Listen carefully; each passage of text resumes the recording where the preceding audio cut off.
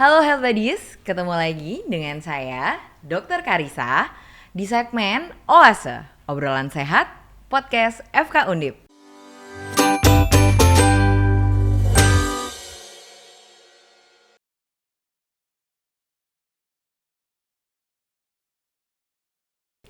Hari ini kita kedatangan narasumber yang ahli di bidangnya. Hari ini kita akan berbicara tentang gadget addiction pada anak, pemberian screen time, dan juga perkembangan komunikasi pada anak. Beliau ini adalah staf pengajar di Prodi Kedokteran Fisik dan Rehabilitasi FK Undip. Beliau adalah Dr. Rami Isma Asmara Putri, spesialis kedokteran fisik dan rehabilitasi, konsultan pediatri. Selamat pagi dokter, apa kabar dokter? Selamat pagi Dokter Karisa, Alhamdulillah kabar baik dok. Oke, hari ini kita akan ngobrol-ngobrol tentang perkembangan komunikasi, pemberian screen time, dan gadget addiction ya dokter. Yang pertama, kita bahas dulu tentang definisi screen time dan gadget addiction pada anak ya dokter. Oke, ya jadi definisi screen time itu adalah waktu yang kita habiskan untuk berada di dalam layar, di depan layar, entah itu layar televisi, atau komputer, atau laptop, atau bermain gawai, atau main video game, apapun di depan layar biru itu sebagai screen time ya. Jadi tidak hanya melulu main HP, tapi ternyata menonton televisi, main komputer juga termasuk screen time. Ya. Nah, untuk gadget addiction sendiri itu dokter?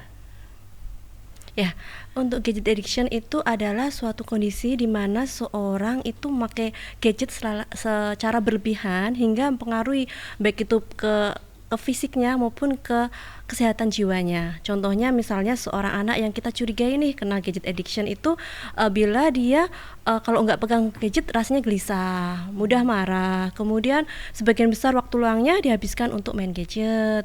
Kemudian sudah mengganggu dia dalam konsentrasi belajar, di sekolah juga terganggu, mengganggu waktu tidurnya gitu, Bu. Oke, sebelum kita lebih lanjut ya dokter. Jadi sebenarnya perkembangan komunikasi pada anak itu bagaimana sih? Dan seberapa penting perkembangan komunikasi pada anak itu sendiri untuk kedepannya? Oke, terima kasih Dokter Karisa atas pertanyaannya. Jadi kita mulai dari definisi komunikasi ya. Komunikasi itu kan sebenarnya upaya yang kita lakukan untuk dapat mengirimkan pesan atau menerima pesan tentang apa yang kita butuhkan, apa yang kita inginkan, suasana hati kita atau perasaan kita. Nah, ternyata kemampuan komunikasi ini sudah muncul bahkan sejak bayi ya. Jadi dari usia 0-3 bulan itu bayi sudah mulai berkomunikasi dengan caregiver atau dengan ibunya dengan cara menangis, misalnya kontak mata, tersenyum, tertawa gitu. Kemudian usia 4-6 bulan ternyata bayi sudah bisa berkomunikasi dengan mengarahkan perhatiannya pada suatu fokus stimulus. Kemudian pada usia sekitar 9 bulan, anak tuh sudah mampu membuat pilihan antar objek, dan pada paruh kedua tahun pertama itu anak sudah mampu menunjuk, kemudian membuat suatu isyarat yang ditujukan kepada caregiver sebagai bentuk komunikasi. Nah, komunikasi sendiri itu kan suatu payung besar ya, dan dalam komunikasi itu ada alat komunikasi yang kita sebut sebagai bahasa. Bahasa sendiri ada bahasa lisan, bahasa tertulis atau tulisan, kemudian ada bahasa ekspresif, bahasa reseptif. Nah, di dalam bahasa tersebut sebagai bentuk dari salah satu bentuk dari komunikasi atau alat komunikasi itu ada yang namanya bicara. Nah, bicara itu adalah produksi verbal dari bahasa. Nah, ini juga penting juga. Jadi kan kita sering dengar bicara, kemampuan bicara terlambat dan sebagainya. Sebenarnya bicara itu adalah produksi verbal dari bahasa sendiri, dan ada waktu tertentu untuk golden period dari perkembangan bicara, yaitu usia 9-24 bulan. Jadi di usia-usia golden period perkembangan bicara itu sangat penting untuk kita memaksimalkan stimulus yang untuk merangsang kemampuan bicara dan komunikasi anak. Oke, jadi memang ada golden periodnya ya dokter Ya. untuk perkembangan komunikasi sendiri pada anak ya. Nah, kemudian ada nggak sih dokter pengaruh dari screen time itu sendiri pada perkembangan komunikasi pada anak? Tentu saja ada pengaruhnya ya. Sebenarnya yang mempengaruhi komunikasi pada anak tuh nggak cuma screen time, banyak ya faktor-faktornya. Bisa mulai dari stimulasi, kemudian faktor motivasi anak sendiri, struktur dan fungsi otak, pendengaran, penglihatan dan berbagai macam halnya. Tapi kita kali ini mensoroti mengenai screen time karena dewasa ini kan kita sering lihat ya anak-anak tuh suka banget main HP, nonton televisi yang berlebihan ya. Tentunya ada pengaruhnya.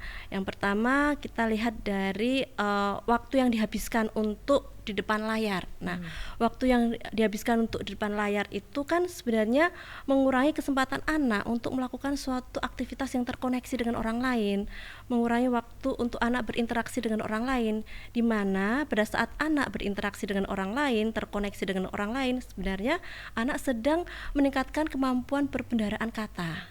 Anak juga belajar mengenai ekspresi, gestur dari orang yang diajak bicara, mimik muka dan sebagainya. Itu akan perkaya kemampuan dia untuk berkomunikasi, kemampuan bahasanya dia, bicaranya dia, baik itu di segmen kemampuan bahasa semantik yang terkait dengan kemampuan nanti di lingkungannya maupun kemampuan bahasa pragmatik yang terkait dengan konteks sosial. Itu kan sayang sekali di waktu yang emas tadi kalau waktu dihabiskan hanya untuk di screen time. Yang kedua, dari aspek kalau anak terlalu lama di depan screen time itu juga ternyata ada paparan dari artificial light yang ternyata kalau berlebihan juga akan mensupresi dari pengeluaran dari hormon melatonin yang kita ketahui hormon tersebut itu penting untuk merangsang anak untuk tidur. Nah, gangguan tidur pada anak juga lebih sensitif cahaya biru ini terhadap penurunan kadar melatonin juga. Nah, gangguan tidur baik kualitas maupun kuantitas pada anak ini juga dalam suatu literatur dikatakan bahwa akan mempengaruhi memori kerja bahasa. Padahal memori kerja bahasa juga diperlukan nanti untuk anak belajar bicara, bahasa dan sebagainya.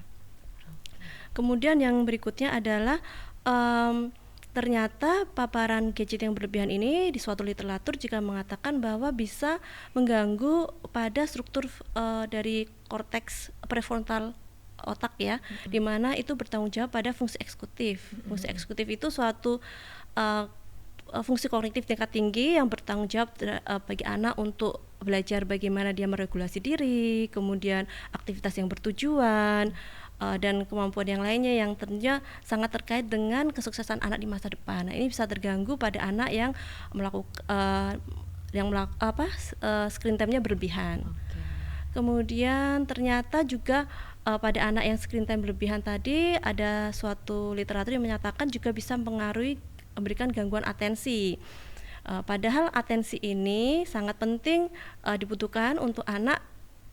Atensi yang baik ini dibutuhkan untuk anak untuk menyimpan memori. Jadi kalau anak atensinya baik, dia akan membantu untuk memori kerja bahasa yang tadi juga akan berhubungan dengan kemampuan anak untuk bicara, untuk berbahasa tadi. Dan satu lagi Dokter Karissa yang perlu kita perhatikan adalah pada anak yang screen time berlebihan tadi ternyata kalau kita perhatikan ya, kalau kita nonton televisi atau nonton yang katanya tayangan anak-anak yang kartun itu kita bisa lihat bahwa perubahan karakter, pemandangan yang ada di dalam film itu atau film kartun yang kita tonton itu terlalu cepat dan itu tidak sesuai dengan perkembangan otak anak. Anak belum siap untuk itu. Dikhawatirkan terjadi overstimulasi pada anak. Nah, overstimulasi ini bisa menyebabkan anak juga gangguan atensi tadi karena overstimulasi di baik visual maupun auditorinya. Nah, itu yang kita khawatirkan. Dan kadang-kadang kan kalau anak-anak nonton TV atau nonton tayangan di media sosial yang tanpa pengawasan, konten-konten yang berisi suatu perilaku yang negatif itu berbahaya juga karena pada anak-anak di bawah usia 2 tahun itu ternyata dikatakan belum bisa membedakan antara kejadian nyata dan kejadian yang tidak nyata. Itu juga akan mempengaruhi pada perilaku mereka. Wah, ternyata health buddies banyak banget loh efek screen time pada perkembangan komunikasi pada anak. Jadi nggak cuman menghambat perkembangan bahasa saja, tapi juga banyak sekali efeknya. Bisa terjadi gangguan tidur, gangguan atensi, yang itu efeknya tuh jangka panjang ya dokter. Jadi memang ada banget nih pengaruh screen time pada perkembangan pada anak itu sendiri. Nah, Ada nggak sih dokter panduan pemberian screen time pada anak itu sendiri? Ada panduan yang memang sudah ditetapkan gitu untuk anak ini berapa lama dan kapan kita mulai boleh kasih screen time pada anak? Iya. Terima kasih Dokter Karissa. Jadi sebenarnya sudah ada panduan pemberian screen time pada anak. Ada dari American Academy of Pediatry juga sudah menetapkan guideline untuk atau panduan untuk screen time pada anak, di mana dikatakan pada anak usia kurang dari 2 tahun tidak direkomendasikan untuk screen time. Kemudian pada anak usia 2 sampai 4 tahun dibatasi dengan kurang dari 1 jam per hari ya, tapi tetap dengan pengawasan orang dewasa atau orang tuanya. Kemudian pada saat usia lebih dari 5 tahun maksimal 2 jam per hari, tentunya dengan pengawasan. Kemudian dari IDAI sendiri juga sudah mengeluarkan panduan untuk penggunaan screen time pada anak, di mana pada anak kurang dari 1 tahun itu tidak direkomendasikan untuk melakukan screen time. Pada usia 1-2 tahun diperbolehkan dalam bentuk video chatting dengan pengawasan. Kemudian usia 2-6 tahun diperbolehkan screen time dengan maksimal waktu kurang dari 1 jam. Semakin sedikit semakin baik dan dengan pengawasan orang tua. Oke, jadi screen time itu diperbolehkan health buddies, tapi ada durasi dan tentunya harus diawasi sama orang tua. Nggak boleh dilepas gitu aja ya dokter ya, Betul. harus tetap didampingi. Ya, dan waktunya kapan pemberian juga kita perhatikan. Betul, Ya, harus usianya. ada. Nah, terkait waktu pemberiannya itu sendiri dokter, ada nggak sih dokter rekomendasi waktu-waktu tertentu, mungkin baiknya pagi hari, siang hari, sore hari, atau malam hari nih untuk pemberian screen time itu sendiri pada anak? Ya, terima kasih Dokter Karissa, pertanyaannya menarik sekali ya, karena sebenarnya kan tadi sudah dijelaskan mengenai panduannya, cuma memang kita tidak bisa menyamakan kondisi tiap-tiap keluarga, tiap-tiap anak gimana gitu ya di rumahnya. Ya, jadi mau pagi atau siang atau malam, yang penting adalah waktunya tetap seperti yang ditentukan tadi, usia pemberiannya kapan, kemudian pendampingan orang tua. Kalau memang orang tua bisa mendampinginya waktu sore hari, ya silahkan. Kalau misalkan orang tua sempatnya waktu siang hari, silahkan. Jadi kita sesuaikan dengan kondisi tiap-tiap keluarga ya. Kita nggak bisa ngomong harus malam hari nih, tapi ternyata malah malam hari nggak ada pendampingan. Itu kan juga tidak baik. Jadi di mana waktu yang bisa didampingi oleh orang dewasa pada saat anak melakukan screen time dengan waktu yang juga telah ditetapkan tadi. Oke. Maksudnya batasan durasinya ya. Ya, makasih dokter. Jadi untuk waktunya kapan itu disesuaikan sama orang tuanya health buddies, kapan bisa mendampingi anak, dan jangan lupa durasinya itu harus dibatasi. Kalau kita menurut pada IDAI itu durasinya kurang dari 1 jam ya dokter, kurang dari 1 jam dan itu harus didampingi. Iya, pada usia 2-6 tahun. Pada usia 2-6 tahun. Nah, pada anak yang kurang dari itu hanya diperbolehkan untuk video chatting ya Iya, usia dokter. 1-2 tahun diperkenankan untuk video chatting dengan pendampingan. Ya, pokoknya semuanya itu ada durasi dan harus didampingi sama orang tua. Tapi kita juga harus lihat Dokter Karissa, misalkan kan yang penting orang tua bisa mendampingi. Kalau anak waktu lagi tidur ya nggak dibangunkan juga untuk screen time. Ya, jadi kita akan lihat situasi dan kondisi anak tersebut juga. Betul. Nah, pada usia anak contohnya dokter di atas 5 tahun, pemberian video yang seperti apa sih dokter yang boleh kita kasih ke anak itu? Ada contoh apa sih konten yang bisa kita berikan kepada anak yang usianya lebih dari 5 tahun dokter? Oke, jadi kalau anak sudah siap untuk kita berikan screen time, tentunya dengan pengawasan tadi kita bisa milihkan video-video yang edukatif, yang memberikan interaksi pada anak. Jadi nggak cuma satu arah, misalnya hanya nonton film yang hiburan aja, yang satu arah, terus anak diam lama gitu, tanpa adanya suatu interaksi atau konten edukasi di sana. Kita bisa menyarankan kalau anak sudah siap untuk screen time tadi adalah video-video edukatif yang misalkan nanti belajar huruf, nanti ada interaksinya dan tentunya didamping orang tua juga. Jadi konten edukatif yang lebih disarankan, bukan hanya sekedar hiburan-hiburan atau lucu-lucuan saja. Oke, jadi kalau bisa health buddies kalau ngasih screen time pada anak itu nggak cuman yang tontonan kartun biasa ya dokter, tapi ada konten untuk mengajak anak berkomunikasi seperti 1+1 berapa, kemudian anaknya ditunggu jawabannya seperti itu ya dokter ya. Kalaupun kadang-kadang kan gini, anak kan juga pengennya nonton film yang lucu, kartun-kartun, ya silahkan aja, tapi dengan pendampingan dan durasi waktu yang kita tentukan tadi. Nggak boleh selama seharian gitu nonton, atau sampai 4 jam 5 jam nonton terus, tapi boleh sekali-kali lah nonton misalkan film kartun yang lucu, yang tidak ada konten kekerasan atau konten yang negatif lah, dengan didamping orang tua. Jadi orang tua bisa memberikan pendampingan dan penjelasan dengan tetap saja kita memperhatikan durasi waktunya berapa lama anak tersebut melakukan screen time. Oke, jadi tambahan lagi selain durasi dan pendampingan orang tua, isi konten dari screen time itu sendiri harus kita perhatikan ya dokter. Nah, kemudian apabila seandainya sudah terjadi nih dokter, gadget addiction pada anak, apa sih yang orang tua boleh lakukan pertama kali ketika mengetahui anaknya, wah susah banget nih lepas dari gadgetnya?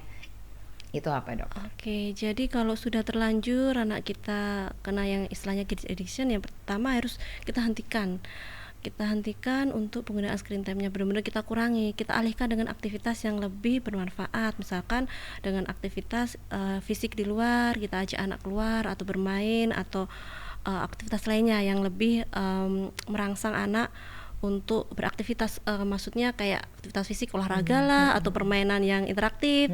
Kalau ternyata nggak bisa, anak sudah terlanjur marah, tantrum gitu, orang tua tidak bisa menangani, kita bisa minta bantuan untuk profesional. Dan perlu kita perhatikan, apakah gadget addiction ini sudah mengganggu fungsi pada anak. Misalnya nih, kita kan kaitkan dengan fungsi komunikasi.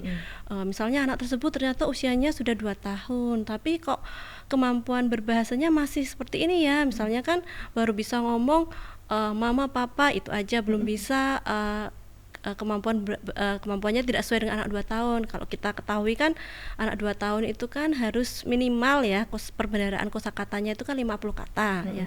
Kemudian bisa merangkai 2 kata. Nah, itu belum bisa tertinggal dari sesuai dengan usia yang seharusnya. Nah, kita bisa melakukan pemeriksaan ke dokter pada anak tersebut, barangkali diperlukan terapi pada anak tersebut ya. Jadi kita harus lihat apakah ada gangguan fungsi juga akibat gadget addiction tersebut ya. Kalau memang diketahui ternyata ada gangguan fungsi, ada keterlambatan seperti itu, kita secepatnya bawa ke dokter ya dokter. Iya, karena kan kita harus memaksimalkan golden period tadi kan, jangan sampai nanti kita tunda-tunda, kita biarkan anak, sudahlah kan yang penting anak diem, anak nggak rewel, udah kita kasih gadget. Ternyata kita harus mempertimbangkan ada masa emas perkembangan dari otak dari anak tersebut. Nah, kita harus pertimbangkan hal tersebut ya. Jadi memang harus kita jangan lupa bahwa ada golden period nih health buddies di usia 9 sampai 24 bulan ya. Untuk golden period kemampuan berbicara. Ya, jadi pokoknya begitu kita tahu anak tersebut kok kita curiga nih gadget addiction, kita nggak bisa menangani, sudah kita konsul ke profesional, misalnya ke psikiater atau ke psikolog ya, untuk butuh penanganan lebih lanjut. Dan kalau ada gangguan fungsi ya kita periksakan ke dokter, barangkali butuh terapi lebih lanjut. Ya, oke. Nah, sebelum terjadi gadget addiction nih dokter, kira-kira ada nggak sih cara untuk mencegah, apa sih tips and trick untuk mencegah supaya jangan sampai terlanjur terjadi gadget addiction ini dokter? Oke, jadi mencegah itu memang lebih baik daripada mengobati ya. Pertama, kita harus batasi secara dini penggunaan gadget. Kita bisa melihat tadi panduan dari IDAI maupun panduan dari American Academy of Pediatry. Yang kedua, tentunya kita harus jauhkan jangkauan gadget tersebut dari jangkauan anak-anak. Misalnya malah jangan kita fasilitasi, misalnya di kamar kita kasih televisi supaya anak seneng gitu, enggak ya, malah itu bisa merangsang anak untuk nonton TV terus. Yang ketiga, kita harus perhatikan, kita beri contoh dan buat aturan. Misalnya kita ngomong nggak boleh main gadget nih, tapi kita sendiri di rumah asik main HP di depan anak. Ya memang kalau pekerjaan kita menuntut kita menggunakan gadget, kita sebisa mungkin jangan di depan anak ya. Jangan kita memberikan contoh kita main gadget lama pada saat anak di sebelah kita misalnya gitu. Kemudian kita bisa menerapkan misalnya di rumah area bebas gadget. Misalnya kalau di meja makan nggak boleh ya main gadget, kita makan, kita bisa ngobrol gitu ya. Jadi ada area di rumah yang memang bisa bebas gadget. Dan itu saja sih saya rasa yang perlu kita perhatikan. Jadi ada beberapa poin yang harus kita perhatikan itu. Kalau memang anak sudah waktunya dia boleh untuk mulai screen time adalah durasinya, kemudian pengawasan orang tua. Oke. Wah, Oh ya, satu lagi, maaf tadi terlupa. apa tuh, dokter? Kadang-kadang kan kalau anak kita bilangin aja, mungkin ya anak ya susah ya, tapi kita juga bisa mengajak anak bermain karena anak-anak itu sebenarnya suka bermain interaksi. Jadi kita bisa melakukan aktivitas fisik di luar bersama anak, kemudian kita ajak anak bermain, itu bisa mengurangi waktu anak untuk melakukan screen time. Iya, wow. Terima kasih banget nih Dokter Rahmi untuk sharingnya. Jadi Health Buddies, jadi pertama kita bukannya nggak boleh memberikan screen time pada anak. Boleh, tapi ada tapinya. Perhatikan kapan boleh pemberiannya, di usia berapa, kemudian perhatikan durasi pemberiannya, dan jangan lupa didampingi anaknya saat pemberian screen time, dan perhatikan konten isi dari screen time tersebut. Jadi jangan sampai kontennya itu yang tidak mendukung perkembangan komunikasi pada anak. Kemudian kalau bisa kita luangkan waktu lebih untuk bermain sama anak ya, baik permainan interaktif sederhana maupun aktivitas fisik di luar. Seperti itu ya dokter. Jadi gadget addiction itu bisa dicegah, kita dampingi anak-anak kita untuk tidak sampai gadget addiction. Terima kasih Dokter Rahmi sekali lagi untuk sharing-sharingnya. Sama-sama Dokter Karissa. Oke, akhirnya kita sampai di penghujung acara. Dokter Rahmi, terima kasih sekali untuk sharing-sharingnya yang luar biasa. Dapat banyak sekali insight tentang bagaimana mencegah terjadinya gadget addiction dan bagaimana kita memberikan screen time pada anak. Semoga nanti kita bisa ketemu lagi di segmen Oase selanjutnya ya dokter. Terima kasih kembali Dokter Karissa, semoga apa yang saya sampaikan bermanfaat. Iya, terima kasih dokter. Oke Health Buddies, sampai ketemu lagi di segmen Oase, obrolan sehat podcast FK Undip selanjutnya. Sampai jumpa.